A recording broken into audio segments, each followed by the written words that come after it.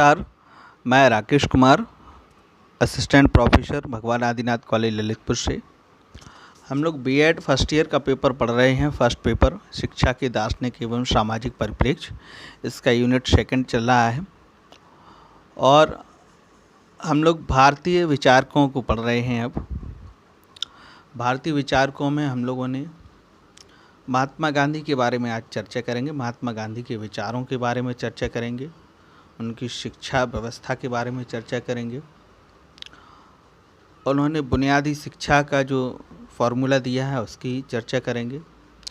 तो सबसे पहले हम लोग थोड़ा सा सिर्फ 1 मिनट के लिए गांधी जी के बारे में जान लें, उसके बाद फिर आगे चर्चा करेंगे।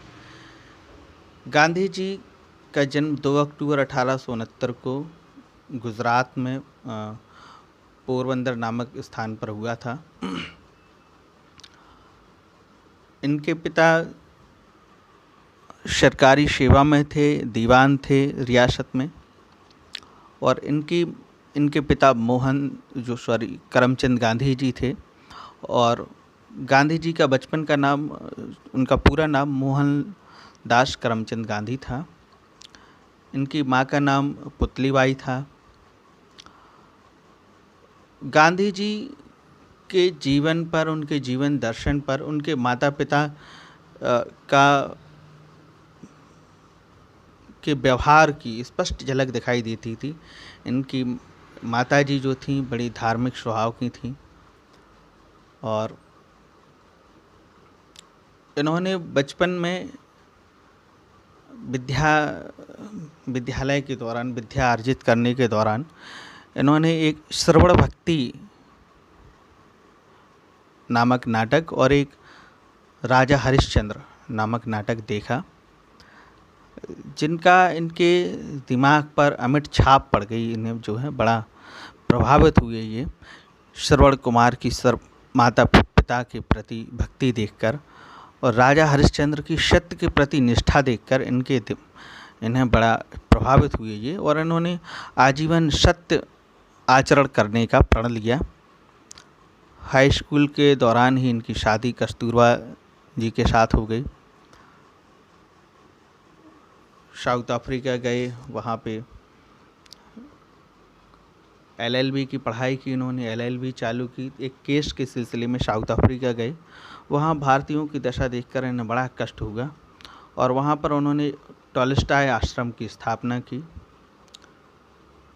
स्वतंत्रता संग्राम चल रहा था, उसमें कई आंदोलनों में भाग लिया और 15 अगस्त 1947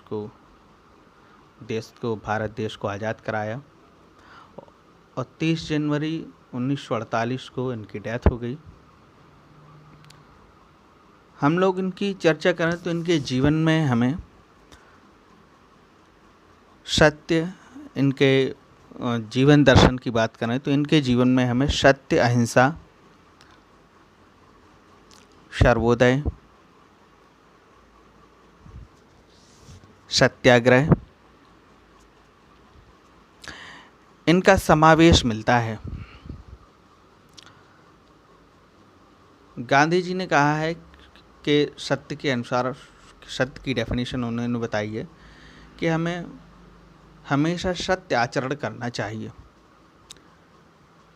सत्य के बारे में उन्होंने कहा कि सत्य का मतलब सिर्फ सत्य बोलना ही सत्य नहीं है।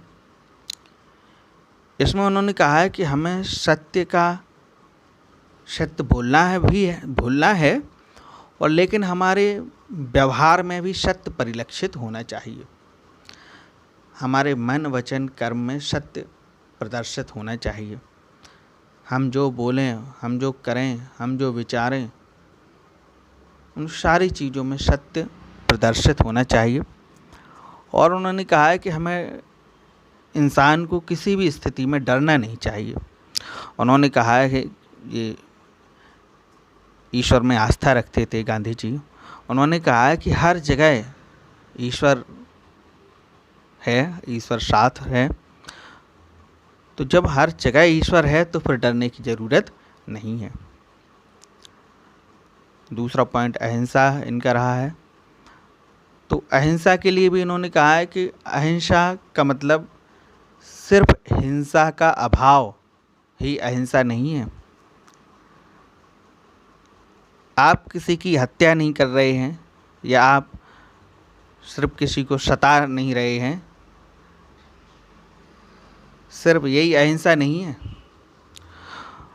उन्होंने कहा है कि आपके द्वारा किसी भी व्यक्ति को किसी भी तरह से कोई कष्ट पहुंचाया जा रहा है, ये हिंसा है। उन्होंने कहा है कि हम किसी भी व्यक्ति को हमारे द्वारा मन वचन कर्म से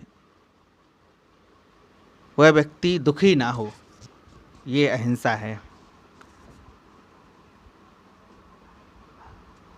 हर व्यक्ति से मन से उसके प्रति अच्छा सोचें, दूसरों के प्रति अच्छा सोचें, अच्छा विचारें।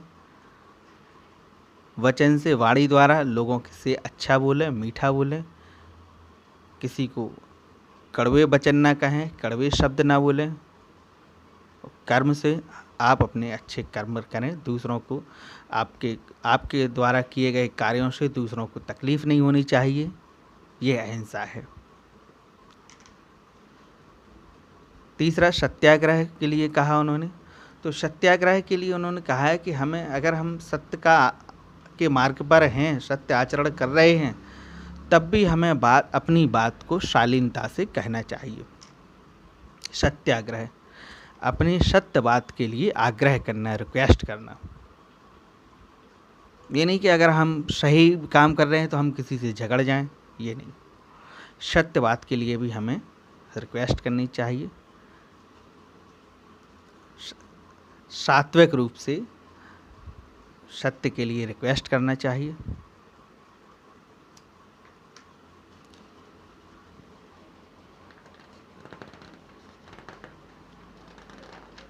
और सर्वोदय, लास्ट इसमें सर्वोदय। सर्वोदय के लिए उन्होंने कहा है कि सर्वोदय का अर्थ सबका उदय, सबका उत्थान हो, सबका विकास हो, सबकी उन्नति हो। उन्होंने कहा है कि हम सिर्फ स्वार्थ के लिए ना सोचें हैं। जहाँ पे हम लोग सिर्फ स्वार्थ की बात करते हैं, समस्याएं वहीं से खड़ी हो जाती हैं। उन्होंने कहा है कि हम ऐसे काम करें, ऐसे कार्य करें, हमारे द्वारा ऐसे कार्य किए जाएं जिससे हमारा हित हो और सबका हित हो। सर्वोदय, सबका उत्थान होना चाहिए, ऐसे कार्य करें। किसी का अहित ना हो, ऐसे कार्य ना करें। ठीक, तो सर्वोदय, तो ये सत्य, अहिंसा, सत्याग्रह और सर्वोदय, ये 4 चीज़ें उनके जीवन में महत्वपूर्ण स्थान रहे हैं। तो आज के लिए इतना ही। इसके आगे हम लोग कल चर्चा करेंगे, कल उनकी आगे के कंटेंट पे चर्चा करेंगे। आज के लिए इतना ही। नमस्कार, धन्यवाद।